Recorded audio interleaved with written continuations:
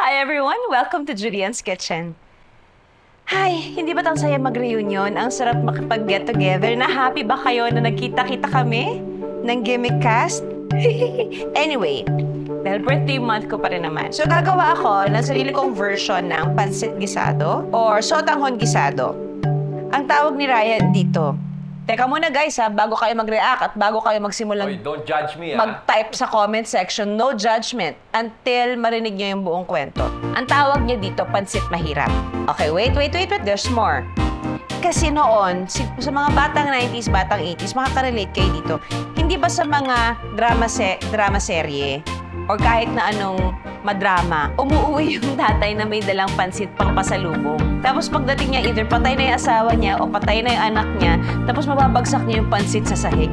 Lagi yan. Pag mahirap yung role, kasi na-experience ko yan eh. Pag bagong sweldo yung character kunyari nung tatay, ang laging food props namin, pansit. Lagi yan. Kaya nakarelate ako sobra kay Ryan nung sinabi niya sa pansit mahirap. Alam ko agad yung sinasabi niya. Mahilig naman din talaga manood si Ryan ng mga drama-drama nung araw, kaya na-relate niya. So okay. Okay na, gets na.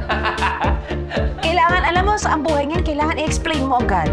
Gagawa tayo ng chili garlic oil. Kung kumain na kayo sa Angry Dobo, yung chili garlic oil na yun is actually a house blend chili garlic. Ha! Nakuha ko na finally. Hindi na homemade. House blend. Dati napapagpalit ko yan eh. We shall start with heating some neutral oil for our chili garlic oil. Kasi kailangan niya talaga mainit na mainit. Yung iba, ang ginagawa talagang matagal na niluluto yung chopped garlic hanggang sa mag-release ng aroma yung garlic and then mag-slightly brown siya. But I don't have that patience today. Pupuntahan muna natin ang ating apoy for our chili garlic and just let it heat up.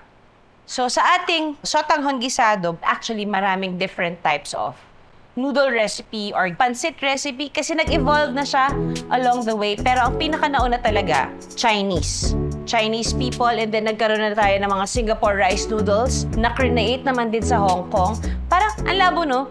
Singapore rice noodles, pero create sa Hong Kong. Bakit hindi Hong Kong rice noodles? Oh, that's so debatable. I know, right? Yeah. You know that the fortune cookie is not even a Chinese creation. Yeah, sino nga nagbanggit niyan? It's an American-Chinese creation. Oh. So, but even that information is debatable. Wala namang records kasi.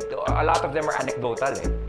So we have here our peeled shrimp. This is butterflied, peeled, and then pinahaf ko para dumami yung hipon ko. Yung iba naman tinatantad yung hipon para bites of shrimp lang yung nakakain. Pero dahil mas gusto kong medyo mas equal yung exposure ng chicken and ng shrimp, medyo mas pinalakihan ko. So, sinison ko lang muna. This is chicken thigh fillet na naka-cube lang and pina-flat ko lang to para lang mas madali siyang kainin.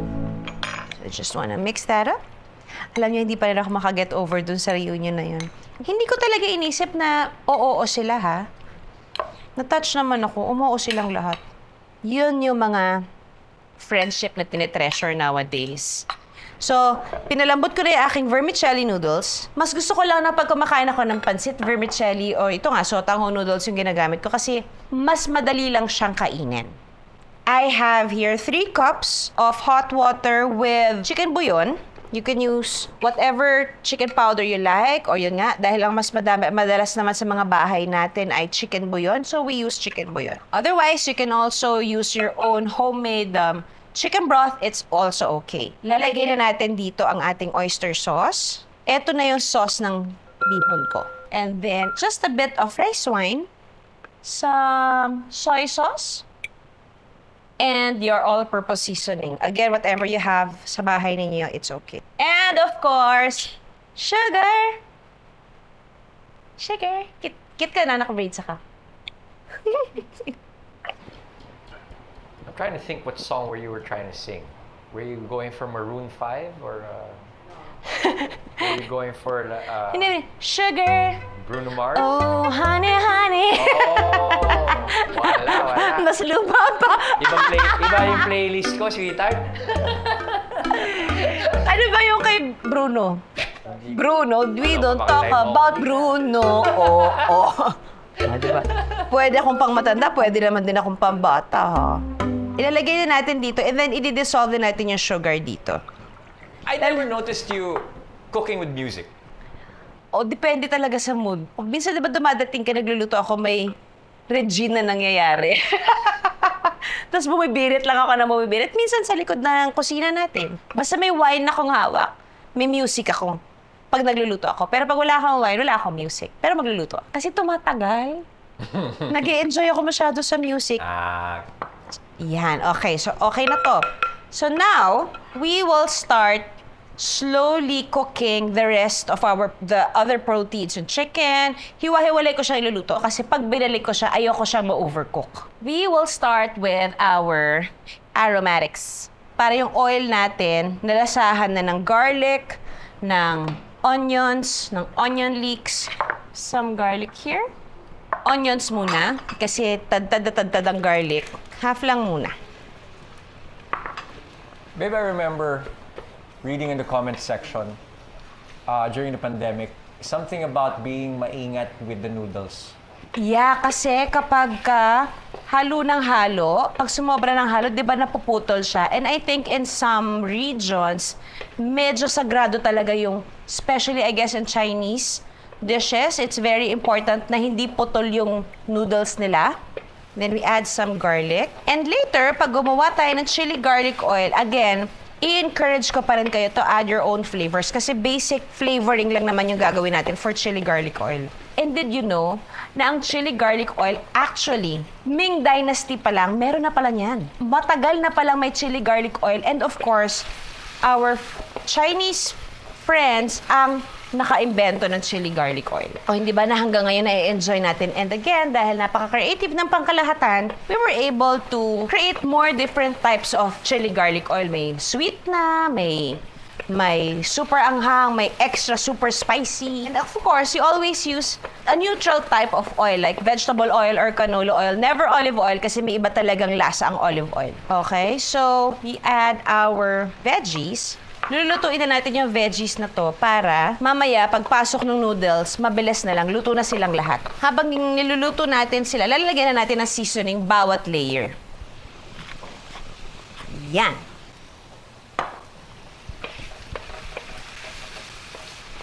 Okay, we'll just get some plate, a bit of onion leeks. Kasi ito, ilalagay na lang natin to pag buo na yung lasa niya para may bite pa rin ng freshness. Okay, as in, mabilis lang. Ilagay natin na lahat ng lakas natin dito at ilagay siya dyan.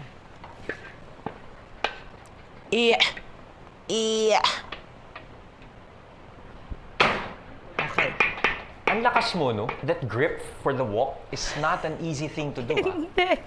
Pero bago ko naman siya na-master, Bob, may mga ilang araw din after ng Chinese subject namin sa CACS na hindi ko mataas yung braso ko. Yeah, Kasi mabigat, may technique kasi talaga siya. Pulso siya, no? Hindi siya brute strength, no? Most walk, that's why most walk, di ba, may handle na mahaba, tapos may tenga na pa ganun.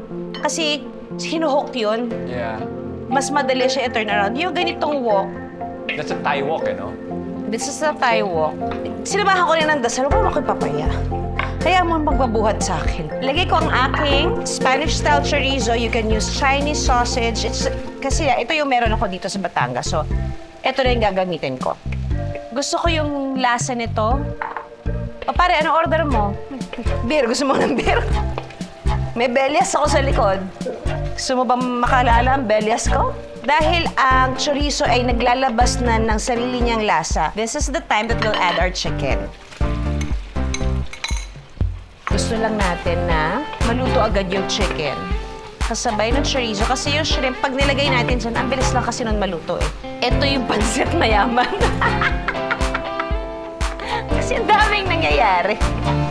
May budget. May budget, nakaangat-angat Budget. eh. So pag nakita nyo na medyo nag-brown na yung chicken, wag pa muna kayong maniwala na okay na siya ha. Kasi yung loob niyan, medyo magte-take time talaga siyang maluto. Ang gusto ko lang talagang ginagamit sa pansit, yung chicken thigh, pag white meat kasi, yun yung ginagamit sa mga catering para dumami. Yung iba nga wala ng chicken. Kasi depende sa per head ng production yun. Pag may budget yung production, chicken Thai yan. Pag wala, wala yan chicken at all. Chicken atay ang meron. Chicken atay, balon-balunan. Ako naman, gusto ko naman yun. Gusto ko yung atay at balon-balunan. Si Rai ayaw niya, so happy ako pag may atay yung chicken, yung gisado, yung sautanghon. Kasi yung atay niya at saka balon-balunan niya, binibigay niya sa akin. Aswang lang. Puso nga, binigay ko, atay pa. Oh, grabe naman. Pero hindi ko nakakain ng heart. Take it out. Gumamit ako ng sandok na may ganyan. Kasi iiwan ko na yung oil dito. And then I will saute some more garlic before we add our noodles. See, ang bilis lang. Ang maganda lang kasi din sa gisado, sa sotanghon, maraming nabubusog, maraming may gusto. There. So, andito na yung protein natin, andito na yung veggies natin. Ay, nakalimutan ko yung hipong ko. Okay, babalik kita dyan. Mabilis ka lang naman. Sa kawali, pwede ko rin gawin yung pansit. Oh, yes. Oo naman. Yeah, because I remember, yung nanay ko pag nagpapansit sa kawali lang na malaki. Lalo kung hindi naman maramihan, yung wok naman kasi, kaya siya ang ginagamit pagka maramihan. And at the same time, syempre, mas nadidistribute mo yung lasa. So, lalakasan ko na rin yung apoy ng oil ko. Kasi yung oil for the chili garlic oil, kailangan medyo talagang masyado siyang mainit. Mas mainit pa sa ulo mo, yung gano'n. I don't want the shrimps to be chewy. I want them cooked just right. So ngayon, na nag-pink-pink na sila, tatanggalin ko na. Okay.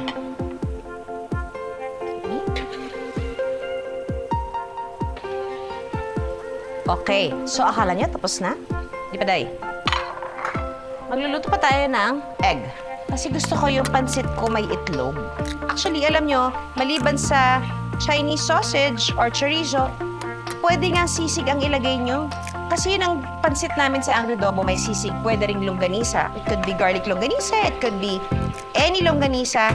Kasi nga, ang pansit is yung madali siyang andaran. So itong gagawin natin, siguro magandang paglaruan natin. Yay! Paglaruan in a way, gusto ko siya lagyan ng curry powder. 1, kasi mahilig ako sa curry powder.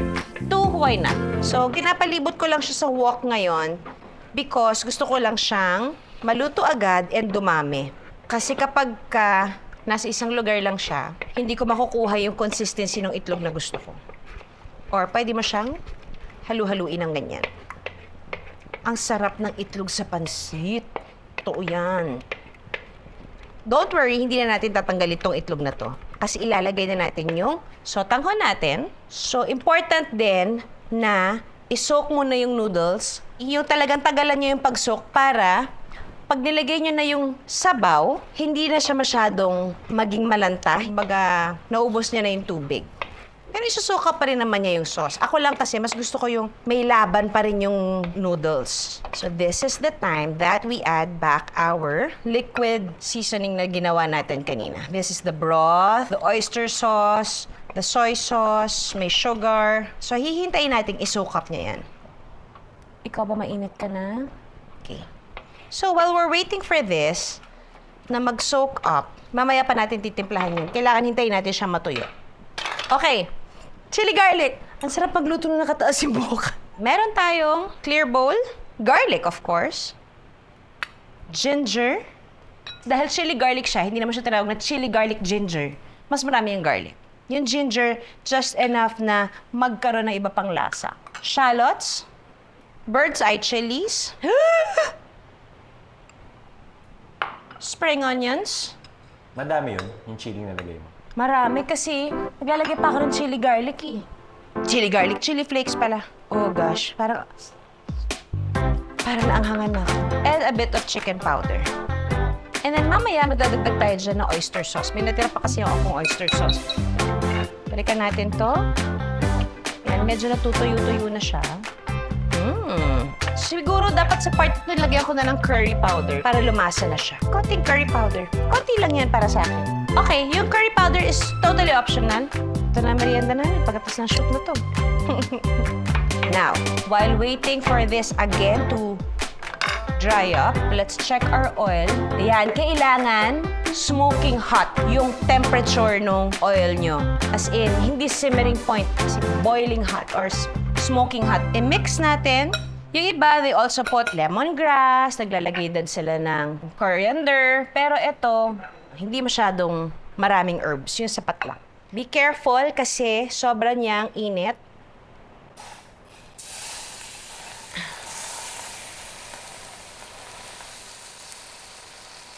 Sasayaan nyo lang silang maging friends. Then mix.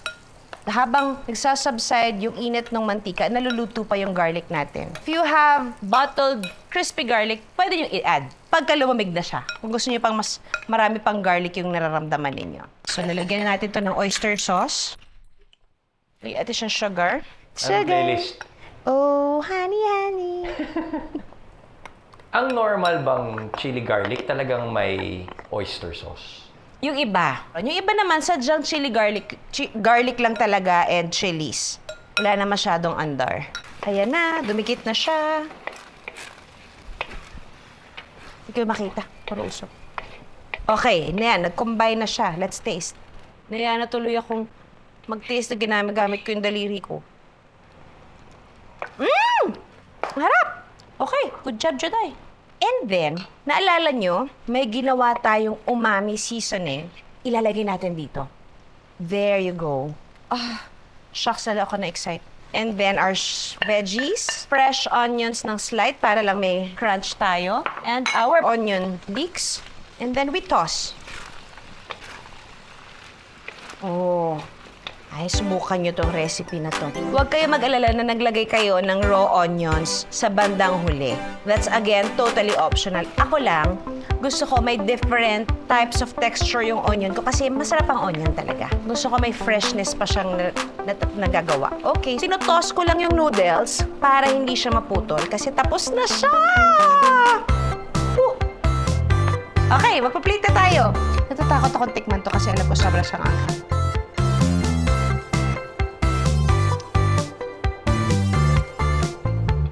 Kita nyo, no? Kaya ko pa so hindi pa tumaanghang para kay Rai. Kapag kaya ko pa, ibig sabihin, wala siyang effect kay Rai. Kasi malakas ang anghang niya eh. Malakas ang anghang niya. Wow! At least hindi anghit ang sinabi ko. Malakas yung tolerance ni Rai, ni Lucho, at saka ni Johan sa maanghang. Ako, medyo natuto na lang akong kumain ng maanghang nung naging kami ni Rai. Okay. We have our chili garlic here. Magpi-plate na tayo. Hindi ba siya ganun kadali gawin? At hindi ba maganda din siyang ulitin mamayang hapon para sa merienda ng mga anak o merienda ng pamilya, ng mga barkada? Or wala lang, isama nyo sa hapunan. Kung sa ibang bansa kayo nakatira, tapos may okasyon, subukan nyo tong recipe na to. Promise, hindi ako mapapahiya. And then again, pag nagawa nyo na, please tag us at Julian's Kitchen, either Instagram, or pag vinidyo nyo yung sarili nyo, tag us on TikTok, Julian's Kitchen. Okay, excited na ako. And of course, follow us on Facebook. O, diba? Ang simple lang ng bihon, pero pag pinatikim nyo to, may ibang hatid na happiness to, promise. And then, kuha na lang tayo ng protein pa. Lagay natin sa ibabaw. Pwede siguro tayong kumuha ng kalamansi, no? Ayun, ngayon ko kakailanganin ng belyas natin. Nong! Taas, di ba? Aba, mas mataas! Nong! Galit ka ba? May issue tayo? Wala. Pwede naman ako ng kalamansi, please. Ay, naku, alam to si Nonong. Happiness ko talaga tong taong to eh. At ang tagal na namin magkapiling yan. Dalaga pa lang ako. Dati siyang kay Mikey, di ba? Oo, kasi si Mikey equestrian, di ba? Sa sobrang pagmamahal ni Mikey sa kanya, nasa autograph kaya siya ni Mikey Kuwang. Mahal na mahal ni Mikey yan. Dati siyang makeup artist ni Mikey Coangco, di ba? Oo. Ayan, pakwento natin ni... Di ba dati ka, bago ka ba nag-ABS, anong trabaho mo ka? Di ba kay Mikey ka? Yes po. As Makeup art. makeup artist. Tapos Hindi minahal... ako sinasakyan ha. Oh, wala! Parang tinutumbok mo lang.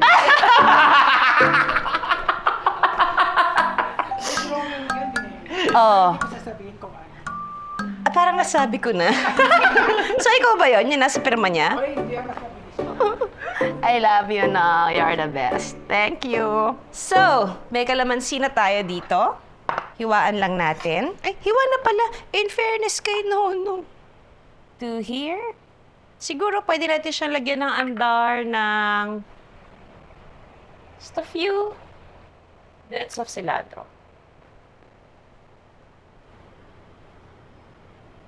Cha-ching! And then our chili garlic. If you don't want fresh bird's eye chili, pwede namang chili flakes na lang yung gamitin nyo. And okay lang naman yon. Daddy, you have to taste me. I taste this. Although I must admit, I like my pancit mahirap without chorizo. Kasi gusto mo yung ano lang eh, no? Yeah, yung- yung Carrots, gulay, and garlic. oo. Yeah. Mas simple lang kasi talaga yung ang lasa niya sa mga pansit-pansit. Sige, tikman mo muna siya ng walang chili garlic.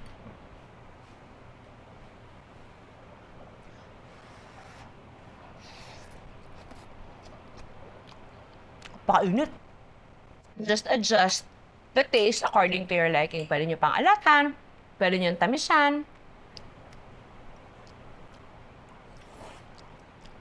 With the chili garlic, you like? Ikaw na muna sa chili garlic.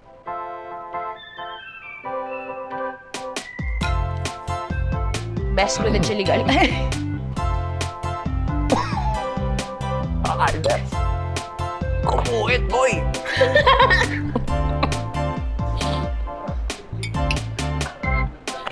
Yeah, boy! Gatas, gusto mo gatas? Super anghang. Gumawa ba? Naman akong kasalanan sa'yo eh. Yeah, masarap. Gumuhit. Sorry. Hindi, sakto ano. Sakto ang betsa lang talaga. Ha? Sabit talaga eh. But good stuff. Yay. Thank you very Ako much. nga, titikim. Yan ang pagmamahal. Girls, humanap kayo ng asawang kakainin kahit anong ibigay niyo. Yan ang asawa ko. Saks lang yung heat, hindi sumobra yung bird's eye. Para sa'yo. Ah. Alaban na to. I like it. Sakto sa akin eh. Sana hindi mo kinuha yung tubig ko dati. Ay, sorry. Tubig mo pala to. And so there you have it. We made 2 recipes today. One is chili garlic oil and one is my very own take on a sotanghon gisado with curry powder. Try this at home. Please let us know what you think. And please tag us pag nagawa nyo na. And pakita nyo naman sa akin yung finished product nyo kasi the more na may mga nakikita ako na-inspire sa mga ginagawa ko pagluluto, syempre mas na-inspire ako to create more unique recipes and more budget-friendly recipes and more recipes to all of you. Thank you again for spending your Wednesday mornings with me. And I shall see you again next week for another episode of Julian's Kitchen. Guys, please always be grateful, always be kind, and God bless you all. Bye! Yay! Grabe! Yung pawis ko! Ayoko! Ayan, iba na yung titikim kasi baka sabihin nyo pag si Ryan, laging bias, di ba? At least si Manay Ethel. Masarap. Alam mo ba? Oil, like vegetable oil or canola oil. Ilang horsepower ka ba?